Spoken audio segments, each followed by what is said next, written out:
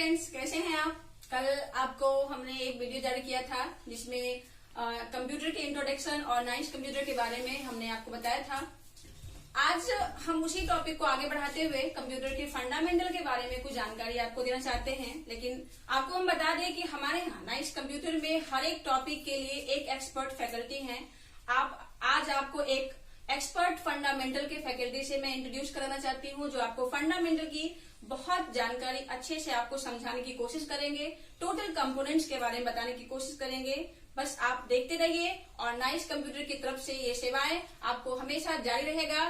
तो स्वागत है मिस्टर दिलीप कुमार सर का, जो आपको फंडामेंटल के बारे में विशेष जानकारी देंगे।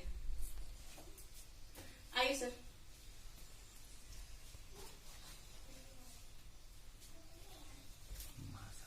आज मैं आपको कंप्यूटर से संबंधित बहुत सारी जानकारियां जो मैडम आपको बता चुकी हैं, और मैं भी आपको बेसिक टॉपिक जो है कंप्यूटर का जो सिलेबस तो पहले भी बता दिया गया है, लेकिन मैं आपको बताना चाहता हूं कि कंप्यूटर में कौन कौन सी चीजें हैं जो जरूरी है बच्चों के लिए। क्योंकि हर तरह के बच्चे हैं, कुछ एवरेज हैं, कुछ पढ़े लिखे हैं, कुछ थोड़ा कमजोर भी हैं। उन सबको ध्यान में रख करके हमने अपना सिलेबस तैयार करके रखा है, ताकि किसी भी बच्चों को कोई भी परेशानी न हो सके। ये सिलेबस जो आपको दिखाया गया यहाँ एक चार्ट के माध्यम से, जिसमें ये दिखाया जा रहा है कि हमें कंप्यूटर में कौन कौन सा जो टॉपिक है वो समझना है, पढ़ना है। एक पार्ट है आपका हार्डवेयर का, दूसरा है सॉफ्टवेयर का। तो कंप्यूटर में का जो बना हुआ है, जो 100% कंप्यूटर आपका जब चालू रहता है, उस स्थिति में एक हार्डवेयर का पार्ट होता है, उसमें दूसरा सॉफ्टवेयर का पार्ट होता है। हार्डवेयर के पार्ट को आप देख रहे हैं यहाँ पे दो तरीके से डिवाइड किया गया है कि इंटरनल हार्डवेयर और दूसरा डिवाइड किया गया है एक्सटर्नल हार्डवेयर। इंटरनल हार्डवेयर में हम उन सब चीजों को रखते हैं जो एक कैबिनेट के अंदर में बंद होता है। जैसे आप जिसको सीपीयू बोलते हैं, बेसिकली सीपीयू तो होता है उस कैबिनेट के अंदर में, लेकिन हम लोग उसको सीपीयू पे ही नाम से जानते हैं। उस कैबिनेट के अंदर में जो भी पार्ट्स होते हैं उसी को इंटरनल हार्डवेयर कहते हैं, जो हमको दिखाई नहीं देता है। वो तब दिखाई देता है जब हम उस कैबिनेट को खोलते हैं, इसलिए इसको नाम पड़ा है इसका इंटरनल, मतलब अंदर का जो हार्डवेयर। जब उस कैबिनेट को खोलेंगे तो अंदर में एक बड़ा सा मदरबोर्ड होता है, और उसमें बहुत सारे छोटे से बड़े कंपोनेंट्स होते हैं। साथ में उसमें एसएमपीएस होता है, रैम्स होते हैं, वो सब मदरबोर्ड के साथ कनेक्ट होता है। सीडी, हार्ड डिस्क वगैरह सब का बनावट। ये सारे के सारे कंपोनेंट कंप्यूटर, ये सीपीयू जिसको हम लोग कैबिनेट बोलते हैं, उसके अंदर में होते हैं। दूसरा एक्सटर्नल हार्डवेयर है जो हमको बाहर से जो दिखाई देता है। उसमें दो प्रकार के डिवाइस हैं। वो ऐसे डिवाइस हैं जो कम के आधार पर इसको बांटा गया है। वर्क के आधार पर हम लोग इसको इनपुट और आउटपुट के नाम से जानते हैं। इनपुट डिवाइस में वैसे डिवाइस को डाला गया है जिसका काम है सिर्फ कंप्यूटर के अंदर डाटा को भेजना, या यूं कहें कि कंप्यूटर के अंदर डाटा को डालना। इसीलिए इसको बोला गया इनपुट, मतलब इनपुट और डिवाइस के माध्यम से हम लोग अपनी बातों को कंप्यूटर के अंदर भेजते हैं। और दूसरा है आउटपुट डिवाइस, जिसके माध्यम से हमारा डाटा जो है बाहर आ जाता है। तो इनपुट में डाटा हम लोग डालते हैं और आउटपुट से डाटा बाहर निकल जाती है। तो इसके माध्यम से आप देख रहे हैं कि इनपुट में कौन कौन सा डिवाइस है। आप गौर से देखेंगे तो इनपुट में बहुत सारे डिवाइस, क्योंकि हमारे आसपास में बहुत सारे डिवाइस हैं और हर जगह जरूरत के हिसाब से लोग उसका इस्तेमाल करते हैं। और यहाँ पे लिस्ट बहुत सारा है, इसके अलावा भी हो सकते हैं हमारे आसपास, लेकिन आपको ध्यान रखना है इस काम के आधार पर यह बांटा गया है। इन सारे जो भी नाम आपको दिखाई दे रहे हैं, इसका काम है कंप्यूटर के अंदर डाटा को भेजना। और उस तरफ जो भी दिखाया गया है आउटपुट डिवाइस के माध्यम से, उसका काम है डाटा को जो सिस्टम में प्रोसेस होने के बाद आपको आउटपुट के माध्यम से, आउटपुट डिवाइस के माध्यम से बाहर निकलना। तो एक नीचे ग्राफ आपको देखने को मिलेगा, जिसमें आप देखेंगे कि कैसे आपका जो कंप्यूटर सिस्टम है वर्क करता है। उसमें ये दिखाया गया है। देखिए, एक इनपुट पार्ट है, दूसरा प्रोसेस है, तीसरा आउटपुट है, और चौथा मेमोरी का पार्ट है। तो इनपुट यूनिट के माध्यम से हम लोग डाटा को कंप्यूटर के अंदर भेजते हैं। वो डाटा कहाँ चला जाता है? प्रोसेस होता है, सीपीयू के अंदर चला जाता है प्रोसेस होने के लिए। जो कि सीपीयू आप ऊपर देखे हैं कि वो इंटरनल हार्डवेयर जो दिखाई नहीं देता है, लेकिन वो कैबिनेट के अंदर में है। तो वहां जाने के बाद उसका प्रोसेस होता है और प्रोसेस करके वो वापस आउटपुट डिवाइस के माध्यम से वो बाहर आ जाता है। तो ये सिस्टम से भी हम इस चीज को समझ सकते हैं। और विस्तार से आगे आपका जो भी टॉपिक है उसको एक एक करके हम लोग उसको जो 4 कैटेगरी में बांटे थे, ऊपर में इनपुट, प्रोसेस, आउटपुट और चौथा जो था मेमोरी, उसमें से पहला इनपुट डिवाइस है। इसमें बहुत सारे डिवाइसेज हैं, इसको विस्तार से आप देखेंगे और ये हम लोग महसूस भी करेंगे कि नहीं, ये रियल में इनपुट डिवाइस ही है, क्योंकि इसी के माध्यम से हमारा डाटा कंप्यूटर के अंदर जाता है।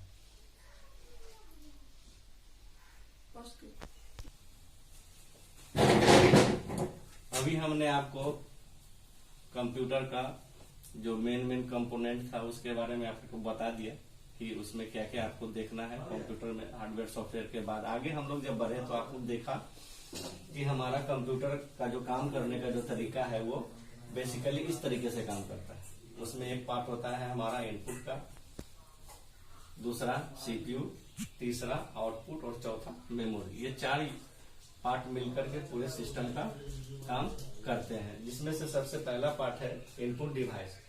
इनपुट डिवाइस नाम से ही समझ में आ रहा है कि इसमें बहुत सारे डिवाइस आते हैं जो जरूरत पड़ने पर लोग कंप्यूटर के साथ उसका इस्तेमाल करते हैं, जो कि आपने यहाँ पे लिस्ट भी देख रहे हैं। ये सारे के सारे इनपुट डिवाइस, हमने वैसे डिवाइस को यहाँ डाला है जिसका सिर्फ काम है डाटा को कंप्यूटर के अंदर भेजना। इसका काम है सिर्फ भेजना। तो कंप्यूटर का यहाँ आप बेसिकली पिक्चर बनाते हैं, तो यहाँ हम देख रहे हैं कि हमारा मॉनिटर पार्ट है, दूसरा कीबोर्ड है, सीपीयू है और माउस है। ये डिवाइस है, अलग अलग डिवाइस है। इसमें से कुछ इनपुट डिवाइस भी हैं, इसमें कुछ आउटपुट डिवाइस भी हैं और आपका सीपीयू भी है। तो यहाँ गौर से देखें तो आपको समझ में आएगा कि कीबोर्ड है जो कि कहाँ है, इनपुट डिवाइस है, दूसरा सीपीयू है जो यहाँ आप देख रहे हैं पिक्चर में, चौथा है आउटपुट डिवाइस जो कि आउटपुट डिवाइस का एक पार्ट यहाँ है जिसको मॉनिटर बोलते हैं। और कीबोर्ड और माउस यहाँ आप देख रहे हैं, कीबोर्ड और माउस जो कि इनपुट डिवाइस है। क्यों इनपुट डिवाइस है मैं वो आपको समझाने का कोशिश कर रहा हूँ, क्योंकि इतने सारे डिवाइस को इनपुट डिवाइस में रखा गया है। क्यों इनपुट डिवाइस इनको कहते हैं उसी को मैं आपको प्रूफ करना चाहता हूँ। बेसिकली कंप्यूटर में इन्हीं सब हार्डवेयर को मिलाकर के कंप्यूटर का निर्माण किया जाता है। कंप्यूटर काम जो करता है उसका बेसिक चीज है। आपको कंप्यूटर पे काम करने के लिए इन सब चीजों का होना आवश्यक है। एक मॉनिटर होना चाहिए, कीबोर्ड होना चाहिए, माउस और सीपीयू होना चाहिए। इसके अलावा भी बहुत सारे हार्डवेयर होते हैं जो जरूरत पड़ने पे हम लोग उसको अपने साथ कंप्यूटर के साथ कनेक्ट करके इस्तेमाल करते हैं। लेकिन यहाँ जो आपको हम पिक्चर के माध्यम से बता रहे हैं कि हमारा सिस्टम कैसे काम करता है, उसमें सबसे पहले आपका इनपुट यूनिट है जिसका काम है कंप्यूटर के अंदर डाटा को भेजना। जैसे मान लेते हैं एग्जांपल के तौर पर इस यूनिट की बात करें तो इसका एक एग्जांपल आपके सामने है, कीबोर्ड। बिना कीबोर्ड का काम होगा नहीं। तो कीबोर्ड के माध्यम से हम क्या करते हैं, टाइप करते हैं जो कि आप कीबोर्ड में आप गौर से देखेंगे तो उसमें 3 चीजें होती हैं। एक नंबर होता है, अल्फाबेट होता है और सिंबल्स होते हैं। ये कीबोर्ड में आप देखेंगे गौर से तो वो सब चीज उसमें रहता है। हम लोग कीबोर्ड के माध्यम से कोई भी चीज को टाइप करते हैं। तो जब टाइप करते हैं तो वो टाइप किया हुआ जाता है कहाँ पे, सीपीयू को जाता है। जब आप टाइप करेंगे तो वो डाटा चला जाएगा सीपीयू को। तो जो कुछ भी हम टाइप करते हैं उसी को हम लोग डाटा बोलते हैं। जो कुछ भी हम लोग टाइप करते हैं कंप्यूटर पे, चाहे नंबर हो, चाहे अल्फाबेट हो, चाहे सिंबल, अगर कोई सेंटेंस बनाना होता है तो हम लोग इन सब चीजों को एक साथ जोड़ते हैं तब एक सेंटेंस बनता है। तो उसी को हम लोग यहाँ डाटा के रूप में मानते हैं। जब हम डाटा को कंप्यूटर के अंदर डालना चाहते हैं तो मदद कौन करेगा, कीबोर्ड करेगा। तो कीबोर्ड क्या करता है, डाटा को कंप्यूटर के अंदर भेजता है। इसीलिए इसको हम लोग इनपुट डिवाइस बोलते हैं। अब ये कीबोर्ड के माध्यम से डाटा चलाया सीपीयू। तो यहाँ से मान लेते हैं, यहाँ से हम लोग डाटा दिए इनपुट डिवाइस के माध्यम से, तो चलाया डाटा सीपीयू में। सीपीयू में आने के बाद मतलब यही आपका सीपीयू। यहाँ पे सीपीयू का काम क्या है, प्रोसेस करना। जो भी हम इसको भेजेंगे, जो कुछ भी टाइप करेंगे वो चला जाएगा सीपीयू को।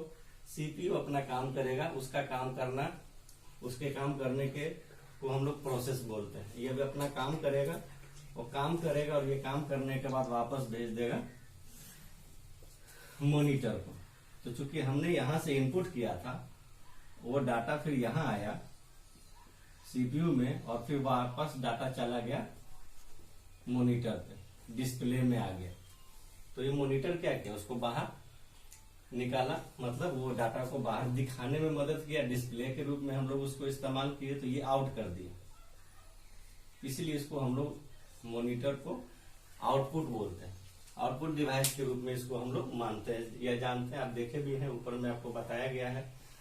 तो जो हम इसको दिए वो डाटा यहाँ प्रोसेस हुआ और वापस आपको मॉनिटर के माध्यम से बाहर निकल गया, जो डिस्प्ले के रूप में हम लोग देख रहे हैं। तो यही इसी प्रोसेस को हम लोग इस तरीके से देख रहे हैं, समझ रहे हैं। तो इसी प्रकार से कीबोर्ड को हमने बताया कि कीबोर्ड कैसे इनपुट डिवाइस है, उसी प्रकार से माउस भी है। माउस का भी काम क्या है, कंप्यूटर के अंदर इंस्ट्रक्शन को देना। आप जो कुछ भी आप चाहते हैं, जिस ऑप्शन का इस्तेमाल करना चाहते हैं, तो माउस की मदद से हम लोग उसको करते हैं। अगर माउस को क्लिक नहीं करेंगे तो आपका आगे का कोई ऑप्शन सिलेक्ट नहीं होगा। तो माउस भी क्या है, इनपुट डिवाइस है आपका। उसी प्रकार से माउस को हम दूसरे तरह से ये भी जानते हैं कि माउस एक पॉइंटिंग डिवाइस के रूप में भी जानते हैं। तो पॉइंटिंग डिवाइस का मतलब वो वैसा डिवाइस को पॉइंटिंग डिवाइस कहते हैं कि जिस ऑप्शन को हम यूज करना चाहते हैं उस ऑप्शन तक पहुंचाने में ये हमको मदद करता है। ऐसे हम कीबोर्ड के माध्यम से किसी ऑप्शन को डायरेक्ट ओपन करना चाहेंगे तो सारे ऑप्शन ओपन नहीं हो पाते हैं, लेकिन ये वो इनपुट डिवाइस है जो हमको उस काम को करने में मदद करता है। ये हमको टारगेट तक लेके जाता है, पॉइंट तक लेके जाता है। तो बहुत सारे इनपुट डिवाइस है जो हमारा पॉइंटिंग डिवाइस के रूप में काम करता है। जैसे आपको इसमें से जॉयस्टिक है, माउस है, इनपुट डिवाइस तो है ही, साथ साथ ये पॉइंटिंग डिवाइस है। जैसे ट्रैक बॉल है, तो एग्जाम में जो क्वेश्चन वगैरह पूछता है तो इसी तरह से पूछता है, इनपुट डिवाइस के साथ साथ पूछ देगा कि उसमें से कौन सा डिवाइस पॉइंटिंग डिवाइस है या नहीं। तो उसको जब तक आपका कंसेप्ट क्लियर नहीं होगा तब तक आपका कोई भी क्वेश्चन ऑब्जेक्टिव नहीं बनेगा। आगे जितने भी डिवाइस है, इसमें से ऐसा बहुत सारे डिवाइस है जो आप कभी देखे हैं या हो सकता है नहीं भी देखे होंगे, या हमारे आसपास रहते हैं लेकिन हम उसका नाम नहीं जानते। तो ऐसा डिवाइस आपको मिलेगा। ये सारे डिवाइसेस जब हम जरूरत पड़ता है तो अपने कंप्यूटर के साथ कनेक्ट करते हैं और इसका इस्तेमाल करते हैं। कोई जरूरी नहीं है कि हर व्यक्ति के पास ये सारा डिवाइस अवेलेबल हो ही। अगर आप बैंक में जाते हैं तो ये तो सिस्टम मिलेगा ही, लेकिन साथ में देखिएगा कि आपको एक बायोमेट्रिक मिलेगा। देखिएगा, पैसा निकालना है या जमा करना है तो एक बायोमेट्रिक डिवाइस आता है। तो बायोमेट्रिक डिवाइस भी क्या है, एक प्रकार का इनपुट डिवाइस। हम लोग क्या करते हैं, जब पैसा निकालने जाते हैं तो आप देखिएगा कि उसके साथ एक सिंगल थंब का एक बायोमेट्रिक मशीन होता है।